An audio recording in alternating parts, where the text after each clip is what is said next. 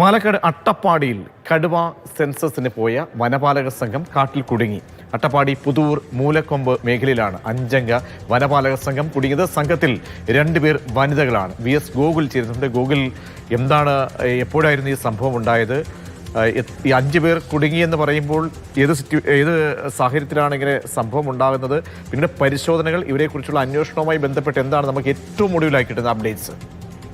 ഇവർ പുലർച്ചെയാണ് കടുവ സെൻസസിനായി വനമേഖലയിൽ പ്രവേശിച്ചത്. പാലക്കാട് അട്ടപ്പാടിയിലാണ് ഇവർ കടുവ സെൻസസിന് വേണ്ടി പോയത്. അട്ടപ്പാടി പുതൂർ മൂലക്കൊമ്പ് മേഖലയിലാണ് ഈ സംഘം കുടുങ്ങിയത്. സംഘത്തിലെ 2 പേർ വനിതകളാണ്. വൈകിട്ടോടെ ഇവർ വഴിതെറ്റി കാട്ടിൽ കുടുങ്ങുകയായിരുന്നു. തിരിച്ചിറങ്ങാൻ കഴിയാത്ത സ്ഥിതി വരികയായിരുന്നു. ഇതിനെ തുടർന്ന് ഫോണിൽ ബന്ധപ്പെട്ടു.